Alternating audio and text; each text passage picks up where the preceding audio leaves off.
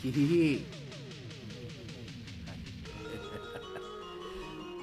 কি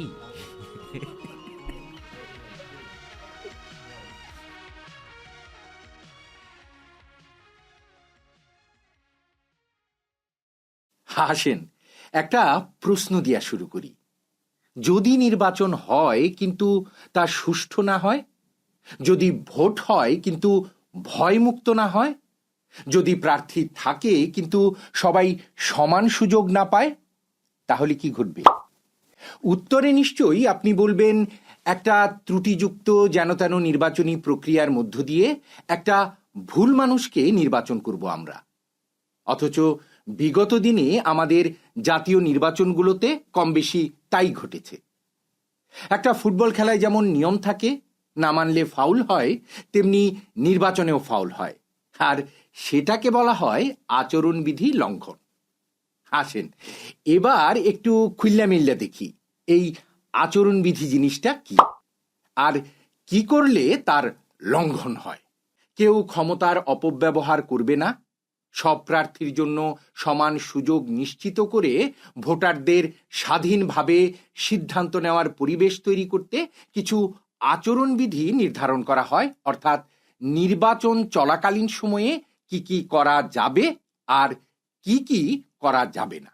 প্রার্থী, রাজনৈতিক দল, সরকার ও প্রশাসন, আইন শৃঙ্খলা বাহিনী, গণমাধ্যম, এমনকি ভোটারদেরও আচরণবিধি মেনে চলতে হবে একটি সুষ্ঠু, অবাধ, নিরপেক্ষ নির্বাচন সম্পন্ন করার স্বার্থে।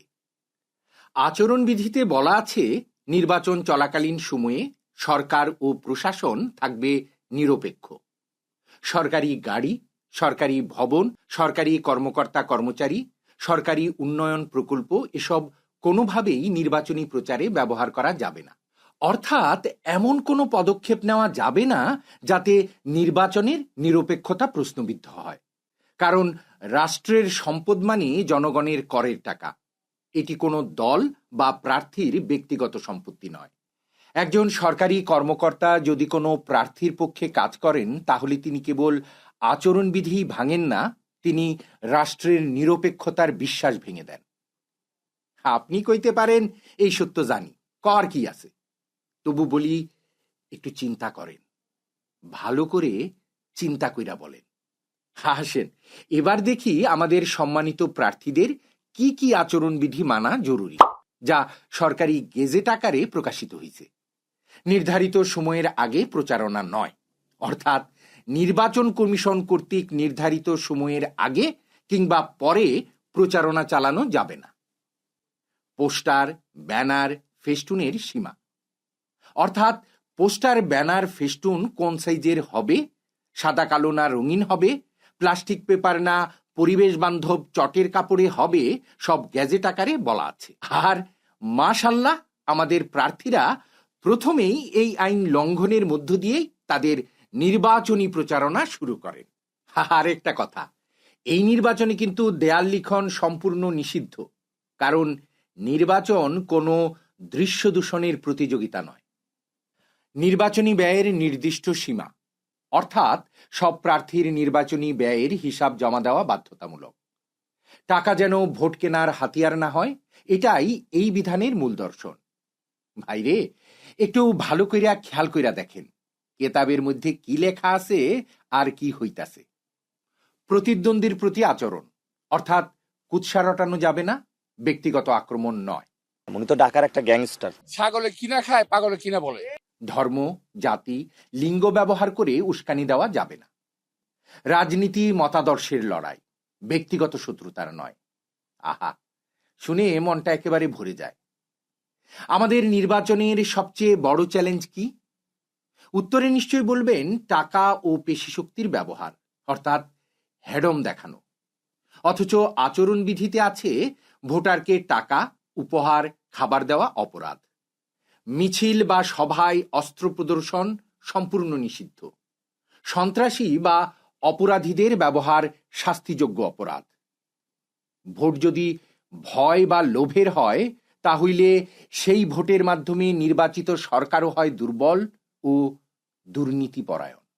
গণমাধ্যম ও সোশ্যাল মিডিয়া এখন একটি শক্তিশালী যোগাযোগ মাধ্যম। এই নির্বাচন হবে সবচেয়ে বেশি ডিজিটাল প্রভাবিত নির্বাচন। নির্বাচনী আচরণবিধিতে গণমাধ্যমের জন্য যা বলা হয়েছে তা হচ্ছে পক্ষপাতদুষ্ট সংবাদ পরিবেশন নয়, গুজব বা অপ্রমাণিত তথ্য প্রচার করা যাবে না, পেইড নিউজ প্রকাশ নিষিদ্ধ। আর সামাজিক যোগাযোগ মাধ্যমে ভুয়া ভিডিও, এআই দিয়ে বানানো বিভ্রান্তিকর কন্টেন্ট, চরিত্র হননমূলক পোস্ট এসব শুধু অনৈতিক নয়, গণতন্ত্রের জন্য বিপজ্জনক। কি এই 2026-এর নির্বাচনে কি হইতেছে বলেন তো? এইবার আসেন নির্বাচন কমিশনের ভূমিকা নিয়ে কিছু কথা বলি, অর্থাৎ যারা সারা দেশে নির্বাচনটা পরিচালনা করবে। তবে আচরণবিধি যত ভালোই হোক, প্রয়োগ না হলে তা কাগজেই রয়ে যায়। আপাতত দেখি কাগজে কি আছে।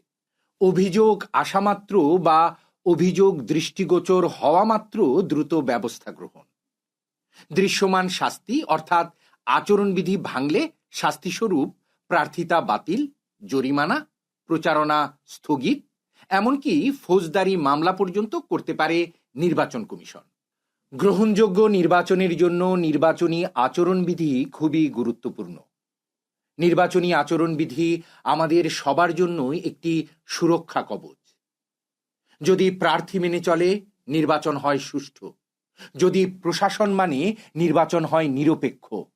যদি ভোটার মানে, নির্বাচন হয় অর্থবহ। আর অর্থবহ নির্বাচনই বাঁচিয়ে রাখে গণতন্ত্র, রাষ্ট্র, সমাজ।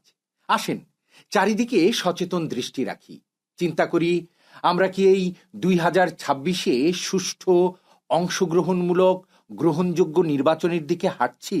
একজন ভোটারের আচরণবিধি হিসেবে চিন্তা করি, আমি কি ভোট দিচ্ছি বিবেক দিয়ে না সাময়িক স্থূল সুবিধা দেখে?